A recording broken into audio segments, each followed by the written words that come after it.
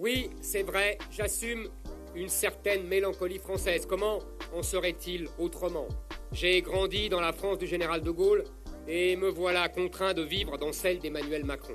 Le président de Reconquête, Éric Zemmour, a fait part 1 heure durant sur Paris Première de ses analyses politiques. Du fait que nous soyons aisés ou non, conservateurs ou non, Zemmour a aussi critiqué la gauche, qui n'existe plus qu'à travers l'islamo-gauchisme de Jean-Luc Mélenchon.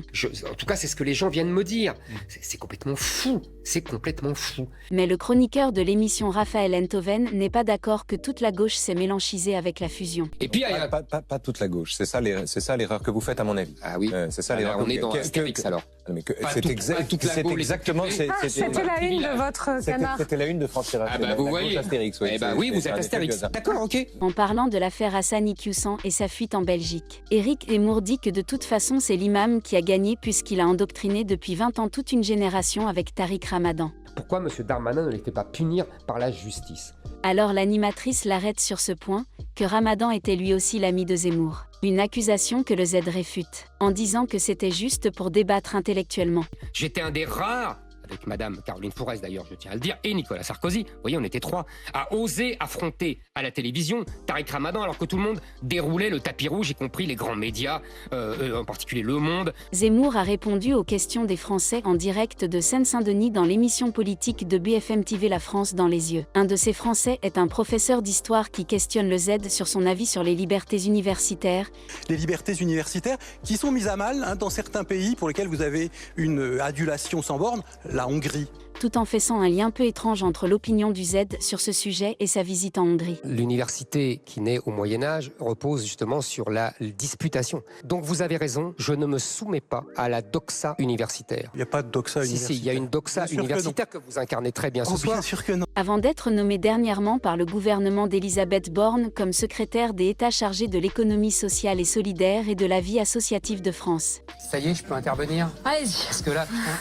L'ex-ministre a été interpellé par Éric Zemmour sur le fait que Macron l'a utilisé puis il les a jetés aux oubliettes pour réjouir l'opinion publique. Tous les gens comme vous, les Blanquer et compagnie, ont été expédiés ad patres par Emmanuel Macron, qui a choisi comme ministre de l'Éducation nationale un militant pour le coup et un intellectuel de l'indigénisme. Éric Zemmour, ex-candidat à l'élection présidentielle et président de Reconquête, est l'invité de la matinale spéciale de France Inter. Rapidement, l'animateur va sous-entendre d'une façon indirecte la liaison entre la candidature de Zemmour et l'homme d'affaires Bolloré. Et vous voulez un espace médiatique où quelques milliardaires possèdent tous les médias? Étant donné que dernièrement les opposants de l'ex-chronique écrit au scandale que le Z n'est qu'une invention de l'homme d'affaires. Ce ne sont pas ces milliardaires qui font l'opinion, ce sont les journalistes.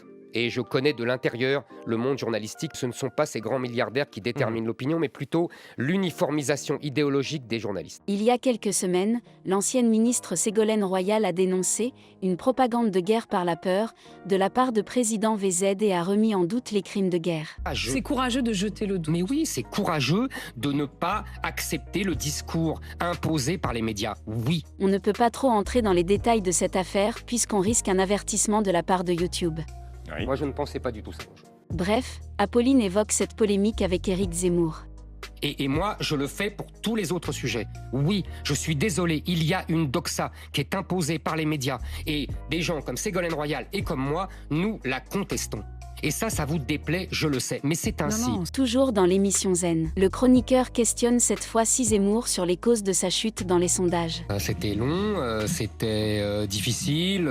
En disant que peut-être, ses propos sur le président de la Russie ont pu changer la donne pour lui depuis février. L'ex-polémiste n'est pas d'accord avec cette conclusion, mais dénonce l'acharnement des médias alors qu'il n'était pas le seul à tenir les mêmes propos. Marine Le Pen et Jean-Luc Mélenchon avaient des positions assez proches des miennes sur Poutine et ils n'en ont pas pâti. Exactement. Donc vous voyez, donc vous, mais donc vous voyez bien que ce n'est pas mes opinions. Moi, je pense que c'est plutôt ma sociologie. Vif échange sur le plateau de Thierry Ardisson entre les deux ex-chroniqueurs dont n'est pas couché. Et pour vous, en gros, Victor Hugo, c'est Christiane Taubira, quoi. C'est-à-dire que c'est... Natacha Polony revient sur un passage du livre d'Éric Zemmour. Le Z explique que Victor Hugo était l'une des causes premières de l'immigration d'aujourd'hui.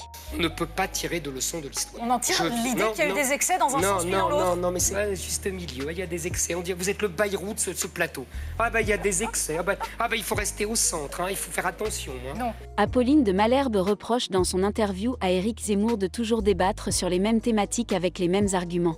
Je pense qu'il y a des gens qui accusent, ça ne veut pas dire qu'ils ont raison ou elles ont raison. Après que le Z a déclaré que, si la même ligne politique continue, le pays ne va plus avancer mais reculer. Comment vous faites pour entraîner un pays quand vous lui dites on va retourner 30 ans en arrière? Ah mais on ne retourne jamais 30 ans en arrière.